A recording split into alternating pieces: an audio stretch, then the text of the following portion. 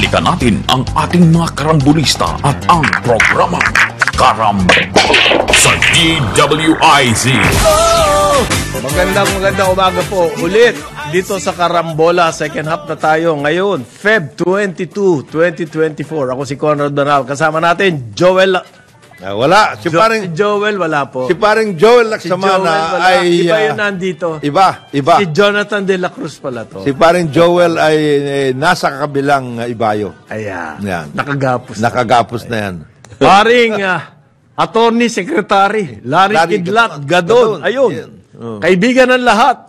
Karapat dapat. Hindi nagkakalat. Yan. Mahilig sa maalat ba? Hindi eh. Hindi.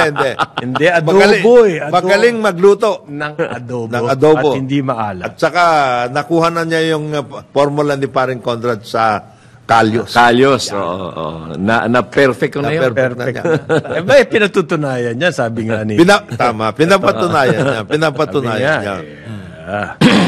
Ngayon po, naglabas ng si Maria Lourdes Nancy Binay, senador yan, Senate resolution, na imbestigahan daw yung nangyayaring drilling sa mga limestone formations dyan sa Masungi. Yes. Geo-Reserve Conservation Area. Saan yan? Diyan po sa Rizal yan. Sa Tanay, yes. Baras. Kasi daw yan ay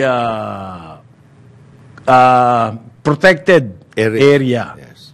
At maraming risk yung drilling na ginagawa. Ano ba nangyayari dyan, pare? Bakit may drilling? Nagkaroon ng study. Nagkagulo na nga yan eh. Ito kasi mayroon joint venture ang Vina Power, which is a Singaporean company. Joint venture? Yes, joint venture. May kasamang local? Ang local nila, Aboitiz Power, ay nagkaroon na ng drilling para sa wind farm. Diyan sa Masungi. At nakita po yan, may drone shots. Nakitang-kitang may activity ng drilling doon sa reserve mismo. Yung Singapore-based Vina Energy, nagtayo po sila ng joint venture ng Aboitiz. Ang pangalan, Rizal Wind Energy Corporation.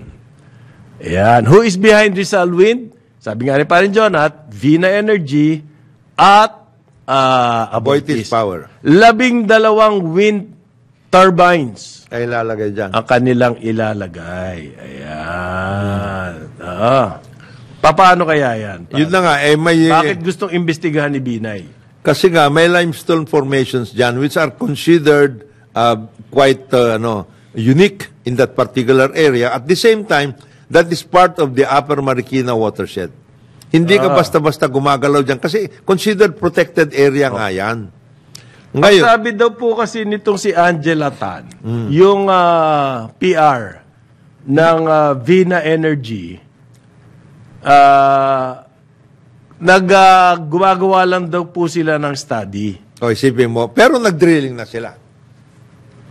Part of the study ba yung drilling? Hindi pwedeng ganun Bago ka mag-drilling in a limestone formation, which is quite... And sabi naman ng DNR, meron na raw ECC. In other words, advanced stage na po yung project. Gagawin na talaga yung project. Hindi study. Hindi yan study. In the first place, kung mag-i-study kayo ng windmill, reserve yan. Maski study, hindi pwede. Bawal.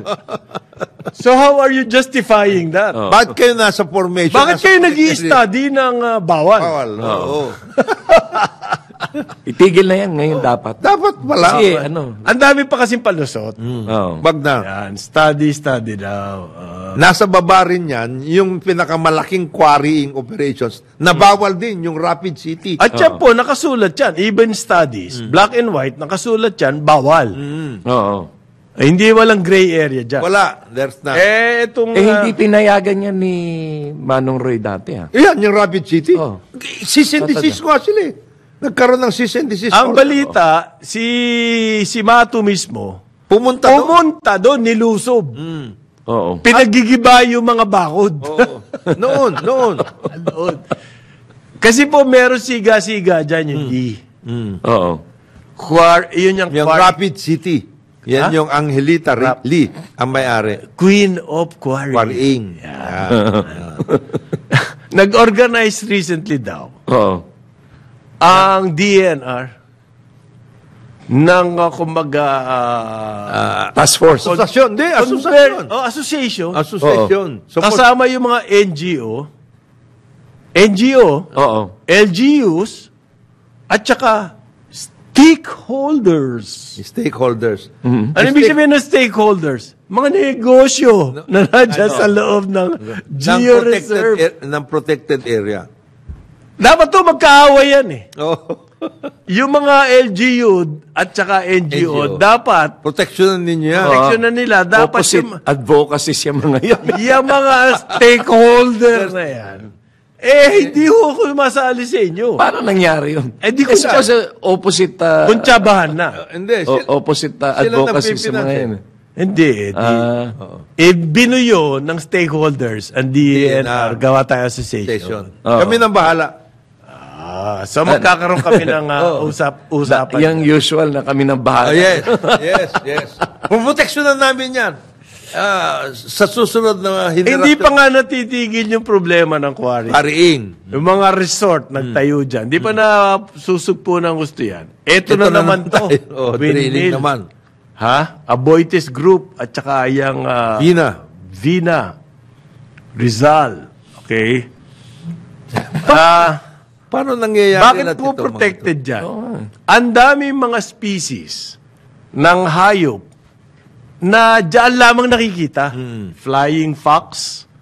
Yung flying fox po, ano yan eh? Malalaking paniki. Kung tawagin. Okay. Yung Philippine Hawk Eagle. Yan. Yan po ang kanilang habitat. Sisirain nyo yan dahil maglalagay kayo ng stakeholder kayo.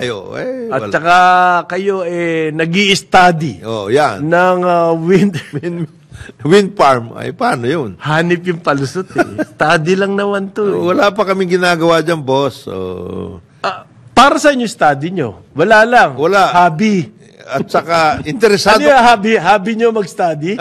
Nag-i-study kayo kasi may balak kayo. Yung balak nyo bawal. Therefore, logically, yung study nyo bawal dapat. Bakit kayo mag-study ng bawal?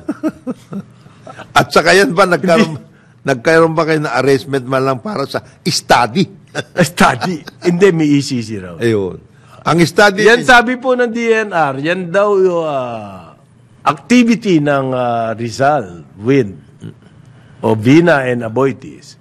Hindi raw po mapipigil yan unless mayroong bagong sekretary, kasi aprobado daw to ni Secretary Tony. Oo. Mayroong bagong sekretary na babaguhin yung kanyang order.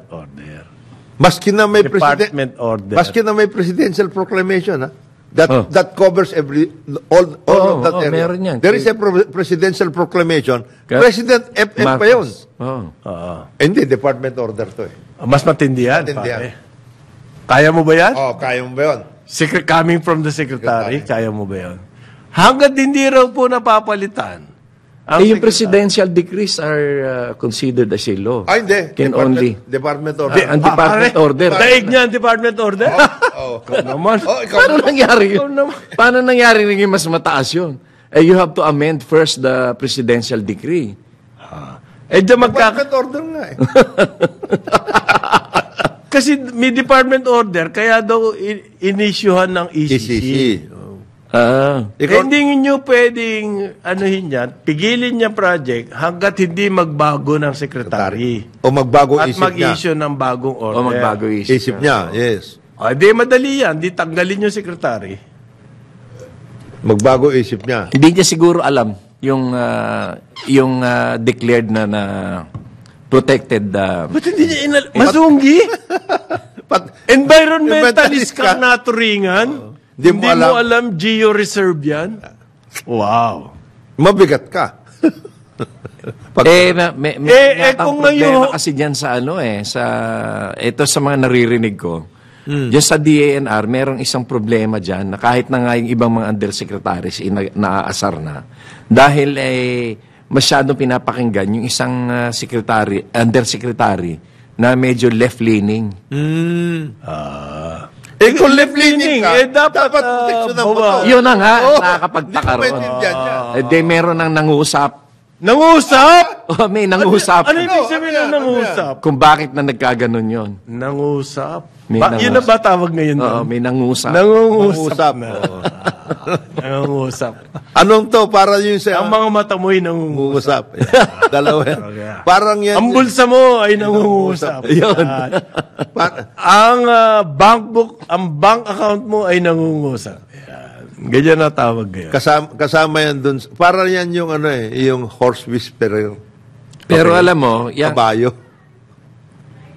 Bawal na ba? Kasi si secretary mismo, hindi mo naman madadaan sa pera yun eh. Kasi yung yaman-yaman nun eh.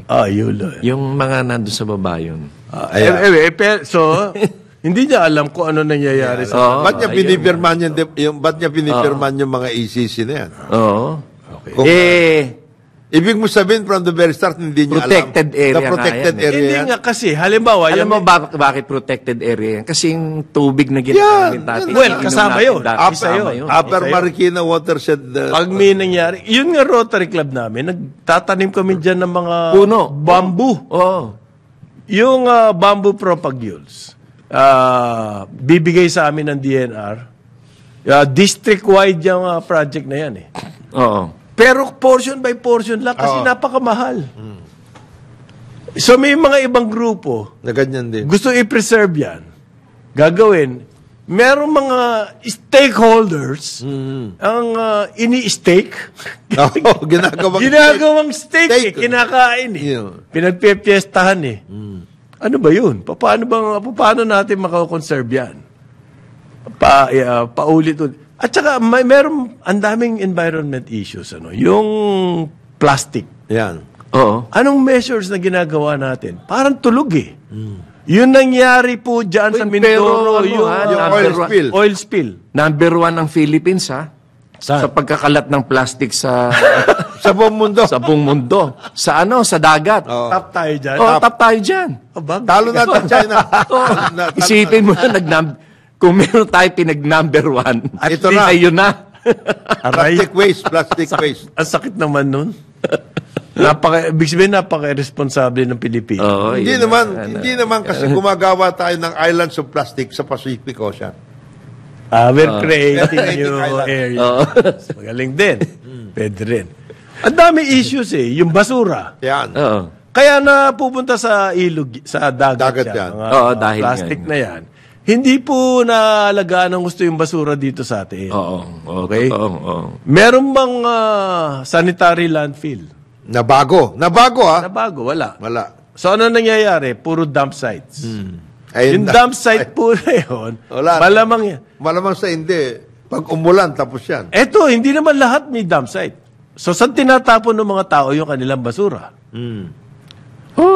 Punta ka ng mga Iskero, Pasig River, ganyan. Natatapon po sa mga ilog, Oo. sa mga streams. So, ang kalalabasan yan, papunta sa dagat ocean. rin, oo.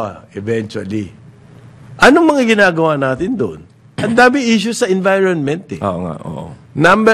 At ang problema sa environment, schizophrenic, kumbaga split personality siya. The DNR is supposed to protect the environment. Yeah. Okay. At the same time, it's supposed to encourage businesses na gumagamit po ng natural resources natin. Halimbawa, mining. Halimbawa yan, mining. Tsaka yan nga, yung mga wind, yung mga iba-iba pang energy projects. So, kailangan i-balance niya yan eh. Kaya ang proposal ko dyan, matagal na, ihiwalay. Yung regulatory function on environment. At saka yung development of industries like mining. So, parang sasabihin mo, split personality, let's encourage mining. Okay, encourage mining. Tapos punta ka dun sa environmental protection. Ay, hindi pwede yan. Kasi masisira yung environment eh. Di ba magkasalungat yun? Oo, magkasalungat. Ba't hindi ihiwalay nga? Oo, Sa para Amerika, hindi... hiwalay yan eh. dapat talaga ihiwalay. Kasi para hindi magkaroon ng perception na ang gobyerno mismo, yung mga sangay ng gobyerno, Naninira. hindi magkasundo. O, di ba?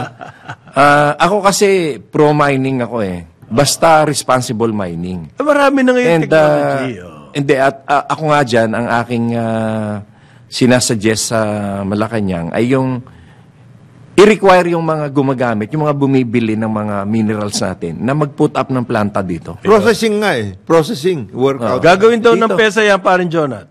Sana gawin. Dapat dito na nila Magtatayo gawin. raw sila ng park or what to, PESA, ano ba yung PESA niya? Na eco zones. Eco zones. Not maayos. Na ang gagawin mag-process ng mga minerals. Oo, yan ang dapat. Matagal na yun. Ngayon, Sana ito gawin. po ang kolatilya niyan. Ang sensitive po sa location. Ang mga planta. Kasi it costs a lot of money to bring raw soil, bali soil yan eh. Oo. Para i-process mo. Oo. Kung kaya layo-layo, mabuti pa, diretso mo na ng China. Di ba? Oo. So, very sensitive yan sa logistics, yung business na yan. So, yung plano po ng PESA na magtayo ng eco zones, Oo. hindi pwedeng isa't Hindi, isa doon na lang. mismo dapat. Doon na mismo. In place. Yes. In Place put it na. in Place na. Yun ang Tsaka pinag-usapan. para yung environmental protection, Makikita mo na rin efforts, doon. doon na rin magawa. Which is- Tama ka dyan. Which is what's happening in the case of the nickel plants in Palawan. Nandoon na in place. Yan Sa yun sa Nonok. Nonok, isang island yun, nandoon na in place. Bigyan nyo na incentive yung... kailangan pa ba ng eco zone doon? O kasama na yun sa, di ba, incentive package? Actually, ang Nonok was already declared before Oh, yun pala eh. na workout. Ang kailangan na lang ngayon dyan, i-resolve na yung issues tungkol sa mga kulang, sequestration, etc. Tapusin na yan. Finally. Nandiyan there are about 5 big mining companies na nandoon na pati yung mga planta nila in place in the respective areas kasi nandoon yung mga ore at saka ano na yan, alam na nila na ito pala pwedeng magkaroon ng planta dyan because of the volume of available resources there. Bakit hindi natin i-resolve yan? Yan ang unang gagawin natin. There are 5 of such areas. Meron daw siyang iniisip. Ito si Tereso Panga. Siya po ang Director General ng Philippine Economic Zone Authority, parin Jonat. Yes. Yun daw mga zones na yan, halimbawa, will process nickel for batteries. Yes. Okay Copper lang yun. for wires. Okay lang. And other products. Kailangan daw po magtayo yan sa Isabel, Leyte. Yes, because that is meron geothermal ano yan, because that will require a lot of power. So, pwede doon. Surigao del Norte. Yes. Okay, yan daw po ang kanyang mga naiisip. Okay. Mineral Processing Zone in Surigao, Claver. Yes. Tama ba yun? Malaki ang ano Nickel dyan, kasi yan eh. Malaki ang reserves dyan. Nickel. So malapit-lapit yun. Saka By barge. Pinakamaganda dyan kung malapit sa dagat. Yes, yung Claver malapit sa dagat. Kaya lang, yan, that's another issue that is actually problematic. Kasi nag-away-away yan, yung Claver mining na yan. O patay. Oo, nag-away-away yung mga claims, etc. and everything nag-away-away. Hanggang ngayon, hindi pa nare-resolve. But I understand, it's about to be resolved by the DNR. Okay. By whatever means na tinitira na nila. First SONA ng presidente, sinabi na niya yan. Gusto niya sana yung ine-export natin ng mga minerals. Process na. Process na. Mas malaki ang added value. Yes. Oo. Kasi kung process na yan, eventually, gagraduate tayo, pataas ng pataas, process mo. Magiging item na siya. Yes. Yung item na yun, kumbaga spare parts, halimbawa. Yeah. Kaya baterya. But spare parts, magiging kotse na yun. Bandang ulit, di ba? Susubulan mo ng ganyan. Yun ang sinasabi niya. Pero isa't kalahating taon na, hindi naman ginagawa ng DNR. That was the original idea for the 11 basic industries nung panahon ni FM. Ganyan, processing, etc. and everything. All of these were eventually either sequestered na hindi na Wala na, pabayaan na nga eh. o kaya Yung yung pasar, wala na. Pinagbili na yun. Sa Glencore. Pinagbili Yung na. pasar, Yes. Glencore. Glencore po is a Swiss. Is a trading company. Commodities trading Yes. company. Naging Sayang lahat yan. And from the very start, Philippine Phosphate. ang dami niyan. From the very start, sinabi na, pinag-usapan na yan, na sana magkaroon ng inventaryo ang Department of Environment, Natural Resources, yun. lahat ng mga mining claims, etc., etc.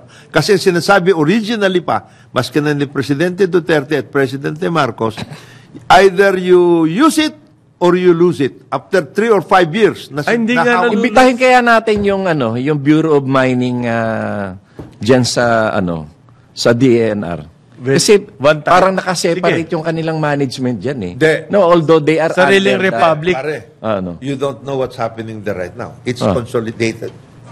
The secretary lang. Lahat. Oo nga. Pero kasi, naranasan ko dyan na meron akong kliyente noon na nag-a-apply ng renewal, ha? Renewal lang ito. Hindi na ito bago, kundi... Renewal ng ano? Ng kanilang mining... MPSA, claim. Mining permit. Oo. MPSA, MPSA. Mineral Processing Sharing Sharing Agreement. Agreement. Yan ay yung lisensya. Mineral yan, production. Pag meron kang ganyan, ginto yan. Ginto na. Pwede ka na pumunta sa bangko. Kaya lang, mag-expire. MPSA ako eh. Oo. Dahil mag-expire, kailangan i-renew. Ayun. Talaga namang pinahirapan kami doon. Rico. Ganun ba? Hindi mo alam ang ginawa mo. Yan ang problema mo. Kasi ako, gusto ko sanang maayos na... Ayos ito. All you have to do is to look for a golf course. Kung saan kayo pwede maglaro. Ayan. Ng mga At imbitahin mo kami. Ayan. yung mga Kasama yan. maka-approve ng iyong... Ang problema daw dyan, lahat ng buong Pilipinas, may claim na yan. Oo. Oo nga. Pag may gusto ka, may prospect ka, meron ng claim dyan. kaya nga ilabas. Bakit hindi ginagamit? Yun na nga. Hindi na, Hindi, dapat bigyan kasi ng binebenta lang yung Oo, claim. binibenta yung claim. Nagiging nagiging instrumento. Yun ang yan. dapat na gawing non-transferable. Kung hindi mo kaya, wala kang financial capacity, hindi mo pwede i-stamba yan. I-revoke ko yan, bibigay ko sa iba. Use it or lose it Ko nga. yan, no? Use it. Hindi naman nangyari yung Hindi use pwedeng or lose it. claim lang.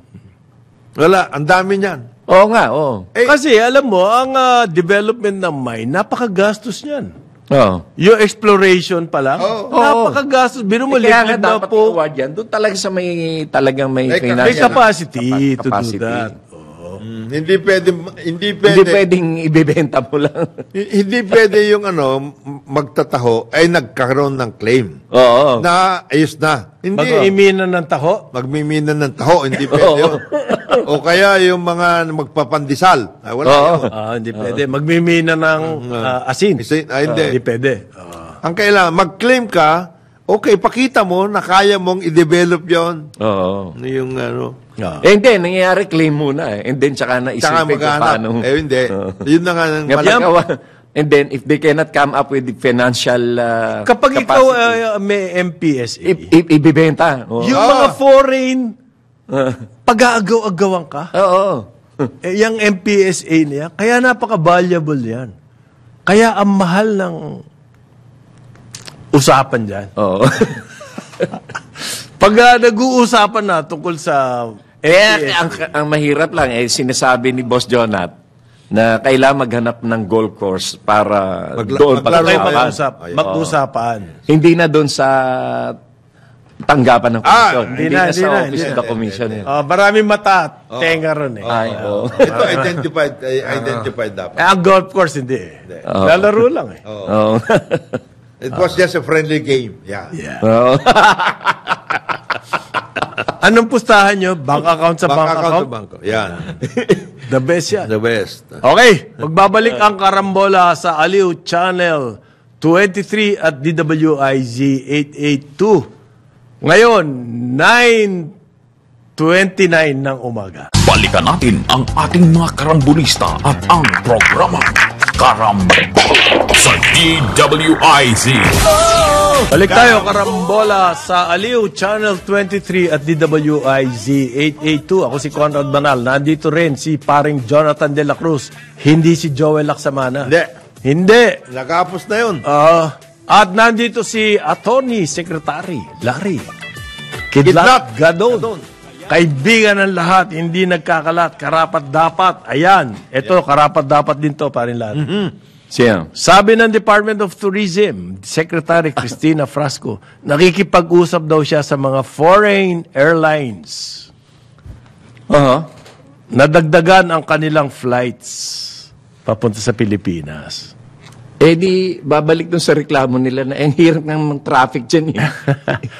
Saan maglalanding? Mislands ba sa airport? Oo.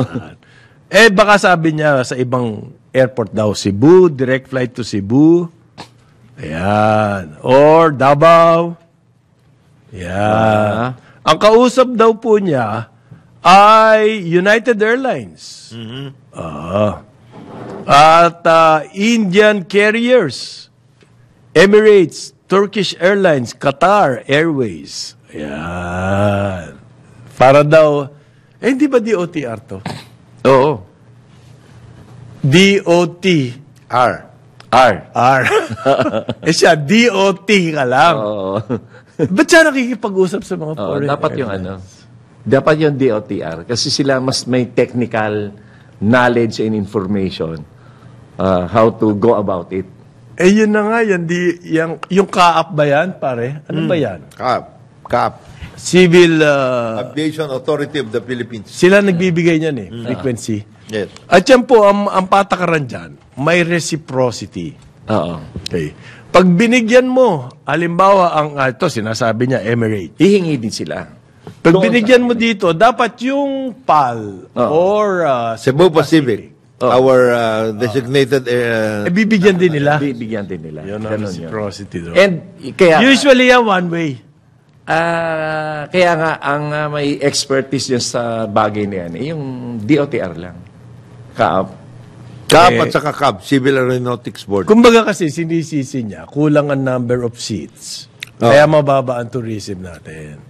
Yan. Alam mo? Hindi available ang mga aeroplano. A number of seats. Bakit kaya yun ang sinisisi, hindi yung walang campaign? Oo. Nagbigay.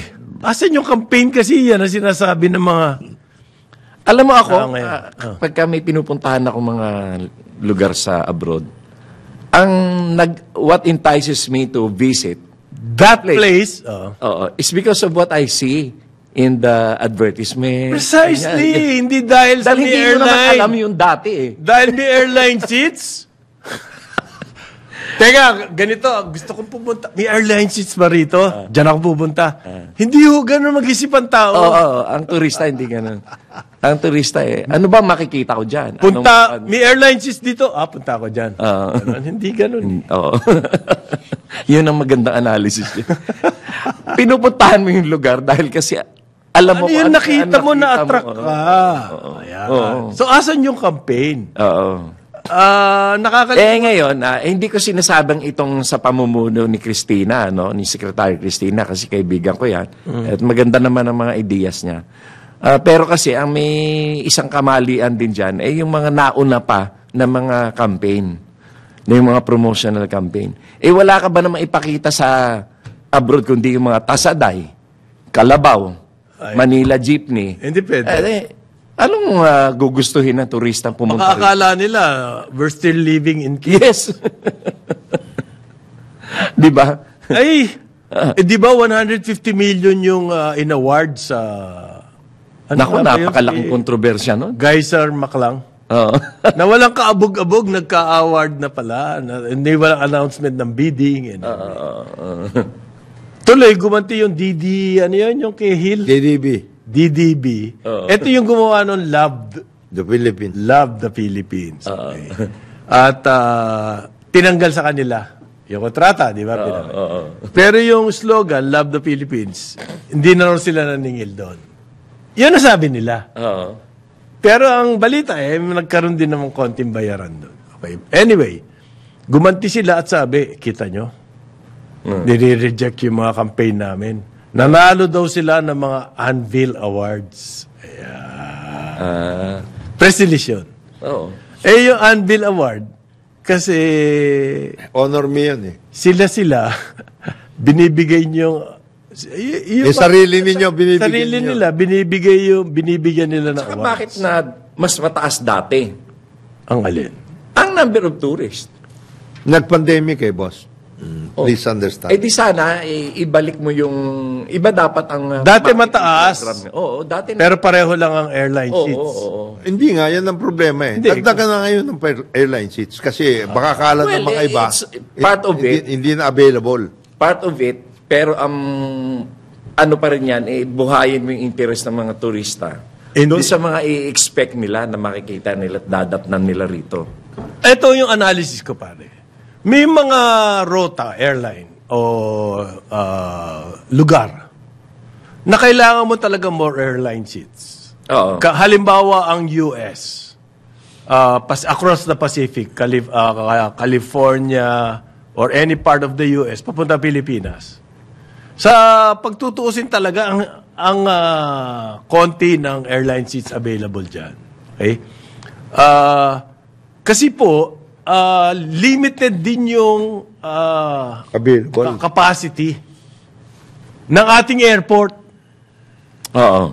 Kung bibigyan mo ng bibigyan yan, saan ba gusto mag-landing yan? Oo, yun ang- Cebu o sa Manila rin. Pero, siyempre, mostly Manila ang gusto ng landing ng mga Yes. turista. Oo. Ang United Airlines, ngayon, may direct flight na. Kasama na yung PAL dyan. Pwede pang dagdagan yan. Yung mga flights na yan. Kasi po, ang mga karamihan na nagpupunta rito, mga Pilipino na umuwi, dumadaan pa ng Japan, or Korea, or Taiwan. Ayan, kasi konti nga lang yung direct flight. Dahil sa konti, mahal. Oo. Yeah. Oo, siyempre. Ano yan. Tsaka ang hirap ng pa-transfer ka. 24 hours, parang may git pa 24 hours. Ang transfer. Yung iba nga from US, pumupunta pa ng Dubai. Oo. Ganon eh. Oo. Ang hirap eh. Ang hirap. But that's also a problem because of the limitation sa airport natin. Ang hirap sabi nila, madadagdagan daw yung frequency, yung events. Kaya daw habulin yung 60 events. Pero Gagayahin daw yung Gatwick. Aha. Niloloko tayo nito. Dalawa yung runway sa Gatwick eh. kaya nga kailangan i-modernize ang airport. Baka sakaling mahabol na natin yung ating Yung Gatwick? yung 60 events per hour. With one runway? With a lot of tweaking, pwedeng ma-workout na yan. Kasi po, ang problema natin dyan, yung sinasabi kong 2-minute interval.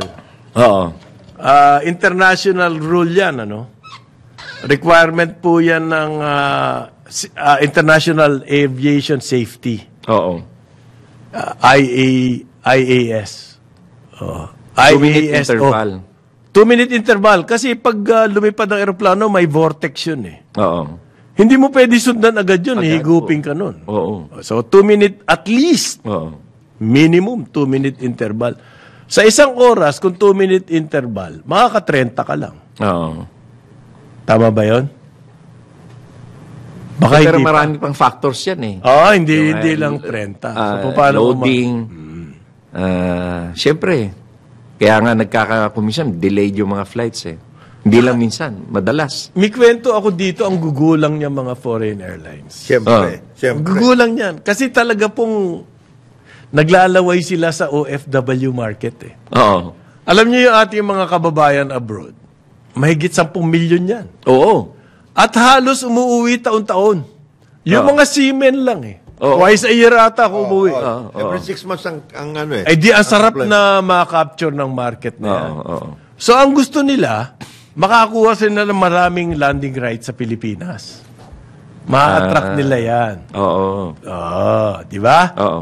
So ang gagawin nila, hihingi sila ng mga landing rights at pag-uusapan ng kaap. Ito actual na nangyari. nakipag-usap ang Pilipinas sa isang Middle East Airlines. Humihingi ng additional flights. 10 ata or something na ganyan. Oo. Landing per week. Ang nagalit yung mga taga Pampanga. Paano madidevelop yung Clark? Yung congressman, kung puro sa Manila lang ang landing. Oo. Okay? Oh. Dapat nasa kaap yan, negotiation ng kaap. So, Kap at saka kap. nilagay ngayon ng kaap, ipinasok, kailangan, bibigyan namin kayo sa Manila kung lalanding din kayo sa Clark. Oo. Hahati yan. Yan ang Oo. negotiation ngayon. Yan ang Oo. negotiation. Ginawa naman yun. May Pero, ganung condition. pero may kondisyon. Oo. Sabi, okay, kailangan nyo lumipad sa Clark Pero, kapag ang pasahero nyo sa Maynila ay umabot na ng ganito kataas. numbers. Yung number na yon, imposibleng mangyayari. Therefore, hindi nila kailangan lumipad sa Clark. Sa Clark. Oo. And therefore, nakuha nila lahat ng gusto nila sa Manila. Ah. So, nung inire-research ko to, ano nag-iusapan nyo? Ang tawag doon, sweet deals. On paper. Minatamis. De, Matamis na deals. ang usapan doon, after Paano 20 years, usapan? kailangan magkaroon kayo ng connection from Clark to, To whatever. to Manila.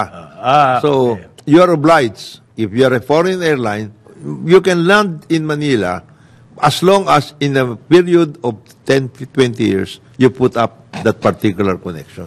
Ganon. Yes. Dapat. Hindi number Oo. Pag umabot na sa ganitong number, ang So, may pasahero quota. sa Manila, Oo. Tsaka kailangan lang pwede. Oo. lilipad na kami sa Clark. Oo. Yan. So, kailangan pataasin natin yung... ang gugulang niyan. De, kaya nga nangyari... Tapos sa media, grabe yung suporta. Maya-maya, yung mga reporter, bumiyabiyahe na sa De, London. kaya, ganun Kaya nga nangyari, pati yung flights ng ating national airlines, meaning Cebu Pacific at saka Philippine Airlines, naging limited na rin going to the Middle East. Kasi na-take over na Yung market. yung share Yun. ng Tama ka. market. Tama ka. Yung mga Middle Eastern Airlines na, Wala na sila. Hindi na sila na lumilipad dyan Oo. they are not as much as before. Una-una kasi, yung mga Middle East Airline, Grabe ang subsidy niya. subsidized yan. Grabe ang subsidy na. Cash. Cash at Nung saka- pandemic, sila lang ang Oo nga. Oo. nagharing uri. cash and gasoline. Wala, almost walang kaso sa kanila yung gasolina nila. Ang tipid ng operation expense nila, di ba? Hayop ang operating expenses nila. And then Meron daw dalawang major Indian carriers na meron negotiation ngayon with the Philippine government. Well, India is fast becoming Oo. yes, an economic power. Oo. it is really fast becoming an economic power. Sila magiging next China eh. Pero walang flight ang local airlines papuntang India. Yes, wala pa. So, asan yung reciprocity nun? It's just an Indian airline. Hindi na ako makapaghintay sa bagong airport kasi. Oo. Yan ang tanging solution po para dito. Actually, game changer talaga. Pagka fully Yun na lang gagawin nila modernization lang. Baka sakali, modernization ng San Miguel dito sa ating MIA, Manila International Airport. Baka sakali. Ganito, ginagawa nilang bait. Pag nag-direct flight kayo sa Cebu, bibigyan namin kayo sa Manila ng additional. Dapat ganon. Yan ang dinig ko na nangyayari. Oo. Ang problema, iubos nyo yung mga, yung mga, kasi national assets yan. Yes. Ubusin ninyo yung mga... Uubusin nyo lahat yan. Paano yung mga local, PAL, and Cebu Pacific? Magkakaroon ba sila doon? Hindi, ganito ang ginagawa ng mga yan. Doon sa kabilang, sa ibang bayan? Hindi na sila kasi limited din ang fleet nila eh. Limited din ang fleet ng PAL at saka Cebu Pacific. So magkakaroon sila ng Code sharing. code sharing. Ganun. Ganun na lang. So ang lumilipad yung mga yan. Yung mga Iko-code share. code share nila yan. Kasi isipin mo ang PAL. Alam mo kasi sa ibang bayan, protektado yung mga flag carrier. Dapat. Oo. Dito sa atin, hindi eh. Binababoy natin. Hindi, ang nangyari... Kaya nga, ang mahal-mahal ng ating mga plane fares eh. Kasi hindi protektado, hindi supported. Hindi. Bahala kayo sa buhay Dito nyo. sa atin, Kaya ginagawa naman ng mga airlines, sa halip na bumili ng fleet, nagre-renta na lang. Well, Kasi siyempre, mas malaki. Acceptable yun sa airline industry. Pero mas lease. magiging mahal. Yung lease. Oo. ang mga list. Kasi kagaya niya, Hindi, yung nangyari sa PAL kasi, from 96 naging 70. yung mga lease nila ay sinole Oo. noong nag-pandemic. Oo. Ngayon, hindi sila makakuha ng bago airplano. Pero what I heard, meron na sila mga naka-line up na bagong acquisition ng mga airplano. Oh, kasi ang PAL, from 96 Puro dati, luma na kasi yung mga ginagamit ng 96 Philippine Airlines, planes especially sila. across the Pacific. 70 na lang ngayon. Ilan? From 96 to 70 ang PAL. Ang Cebu Pacific, almost the same lang yan. Kaya mahirap. Ang airlines, the airline industry in most countries, subsidized. Oo. Super subsidized. Hindi man subsidized, hindi na lang pinahihirapan. Oo. Ang problema dito sa atin, pinahihirapan pa yung mga... Oo. Kagaya ng At ng saka, Singapore. malaking bagay Ganyan yan. kasi yan na... Naalala mo yung issue ng PAL? Yung issue ng PAL, nung presidente si Sunny Dominguez na dating finance secretary ng PAL, naging presidente siya ng PAL, pinaglalaban niya yan, na hindi nagbabayad ng landing Ang National Airlines. ang national airline. Kasi binigyan nyo ng franchise eh. Oo. Ang franchise niya, Philippines ang base niya. Oo. Saan pa siya maglaland kundi sa Philippines? Oo. So bakit kailangan niya magbayad ng landing fees and tax and everything? Kung foreign airline ka, Yun, dapat magbayad. bayad ka. Oo. Kasi bisita ka lang dito. Wala kang franchise Oo. dito. Pinaglalaban niya. So ang tagal-tagal na ipon. Pagdating niya ng finance secretary na siya, pinilit yung PAL magbayad. Oo. Ganun ang ginawa niya. Talagang tinira niya yun. At kung banatang pa ni dating Presidente Duterte, Duterte. yung PAL, para bang ayaw magbayad ng tax evader and everything. So, para wala na lang gulo, binayaran na lang ng PAL. Yan yung example sa akin. Na imbes na Tulungan. wala na lang kayong gawin okay na Oo. Hindi na lang yung tulungan, wag nyo na lang Guluhin. yariin. Tinira pa Sige mo yun, nung presidente siya, okay sa kanya na hindi dapat magbayad. Nung pinasigresan siya, baliktad Bayad. na, bayad ka. Anong klaseng policy yan? Kung ikaw ang airline, and airline po ngayon ay lahat nalulugi. Oo. Kaya hindi lang sa mga subsidy ng government, ang taas kasi ng fuel. Hindi, kagaya ng Hindi siya... yung United Airlines na yan, ilang beses nang na-bankrupt yan. Na tinake over, inano lang talagang binigyan na ng loan sa bailout ng Amerika. Ganun yan. Kukunti lang talaga yung talagang profitable na airlines. And most of these are Middle East airlines. Lumipad na po yung United na sinasabi ni direct San Francisco, Manila. Sabi ni Secretary Frasco, ang inaayos niya, San Francisco, Cebu. Na direct din. Why not? Okay, maganda Okay yun. lang sa akin yun. Oo. Kasi marami naman taga-Visayas. Oo. Bakit kailangan dumaan ng Manila? Hindi, ang okay rin na gawin talagang hub din ng Cebu. Aside from the fact na maraming... Total, foreigner na ang may hawak ng Cebu Airport. Ngayon, ang... May go-ahead. ang importante lang dyan, yung connection na naman. Halimbawa, sige, Ayan, kumuha Cebu. ko. Galing ako ng San Francisco. O kaya Cebu. kukuha ko ng Cebu. Pero ako talaga, pauwi ako ng Laguna. Bacolod. O kaya Bacolod. O ano yung connection ko? May Cebu Bacolod. Ah. Ay, magke-ferry ka na lang. O kaya, paano yan? Cebu, papunta ako ng Manila kasi uwi ko sa Laguna. Yung ganong klase. Hindi, sa Manila ka ako pumili. Ikaw. Hindi nga. Kung nagmamadali ako. Cebu lang ang available. Yung San Francisco, Cebu lang ang available. Yung mga ganong klase. So yung May the connecting ease- flights ba? The ease of connections, etc., becomes an issue. So, yan ang mga kailangan ayusin. ni Secretary Prasco. Oo, Kaya kasi naman actually, siya nagkukumaw. yan ang isang sa mga reasons kung bakit na mahirap ang tourism sa atin. Yung talagang Connection. connection. Wala. Hindi Kasi yun, yung hindi transport. maayos. Pero bakit? Ako, tourist, okay lang sa akin sa Manila eh. Oo. Pero asaan yung campaign? Oo. Pag nakarating po ng Manila yan, madaling mag-decide yan kung saan nila gusto pumunta. Saan nila gusto pumunta. Oo. Tama. Kailangan muna ma-attract sila sa Pilipinas. Oo. Ano yung campaign Kung na? ano yung destination na gusto nilang makita.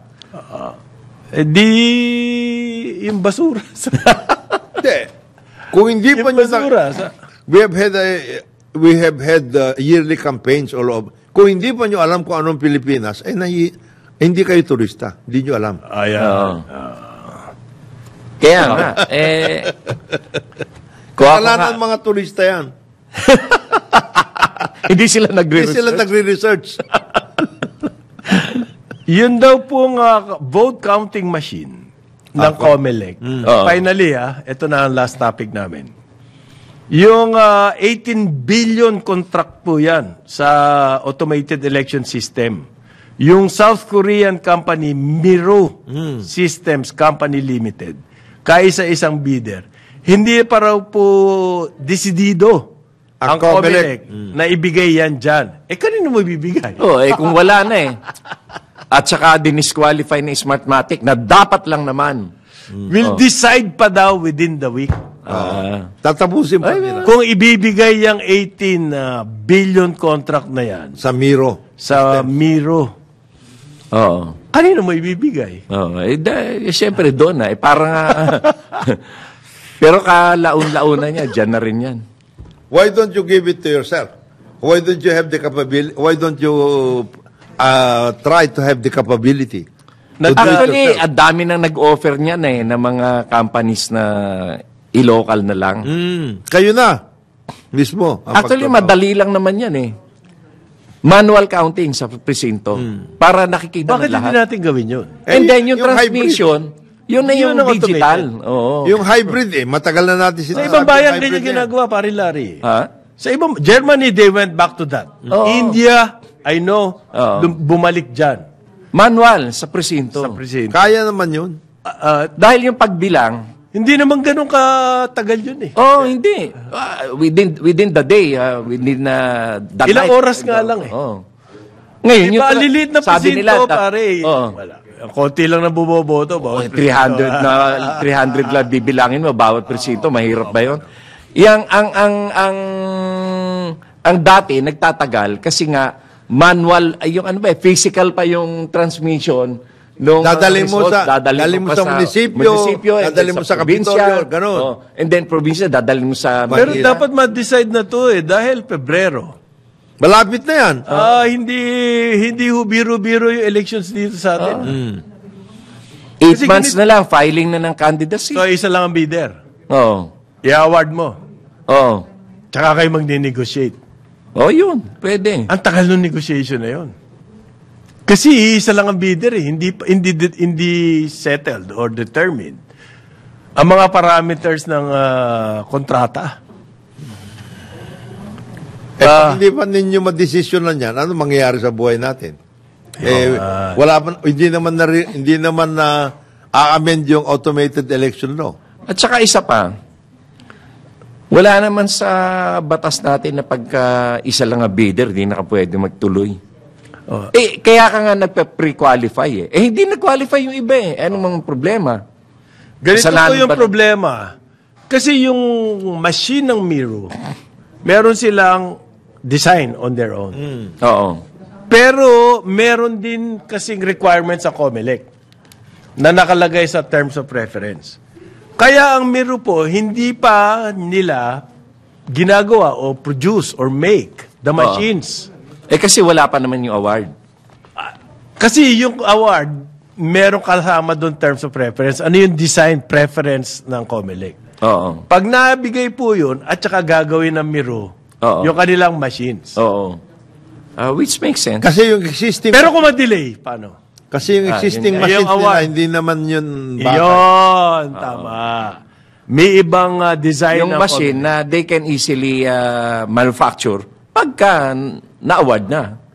Bakit ka gagawa? Ba't ka mag-manufacture kung hindi pa naman sigurado? Ayun, di sinayang. Hindi, So wala pang, hindi ready yung mga machines, ha? Hindi, malaking problema yan. Kasi, ibig mo sabihin, nag-qualify kayo na hindi specified yung kung anong klaseng machine yan? Gumawa ba kayo ng gano'n na terms of reference? Good point. Hindi maliwanag kung anong klaseng machine? Nagpa-bidding kayo? Tama ba yun? Ay, mali. Bihira. And bank daw na COMELEC ang magdidesisyon po nito at yun dapat sa lalo madaling panahon. Kasi yung Bids and Awards Committee, it's taking its sweet time. Naku. Kaya hindi pa makapag-decide yung NBank. COMELEC and bank. Patay. Yan ang mga problema O dyan. yung mga sweet deals na Anong ganyan. hinihintay nyo? Sweet time, hindi sweet. Sweet time? Taking it sweet time. Sweet deals. Sweet time lang. Sweet time. Wala na talagang pinakamaganda dyan kundi hybrid. Mas mura pa. Or ibalik ang Smartmatic. Wag! Ano? Mangyayari na naman yung dating nangyari? Ibalik ang Smartmatic. Yeah. Okay, next program. Ronda Pilipinas with award-winning broadcast journalist and first-class bangus distributor, Dennis Antenor Jr. Sa ngalan po ni paring Jonathan De La Cruz, ayun, Secretary Attorney Larry Kidlat Gadon. Ako si Conrad Banal. We'll see you tomorrow. Karambola. Sumainyo ang programang Karambola sa DWIZ. Hanggang sa muli, tayo'y magbabalik upang ihatid ang pagtalakay sa iba't ibang mga issue dito pa rin sa programang Karambola sa DWIZ.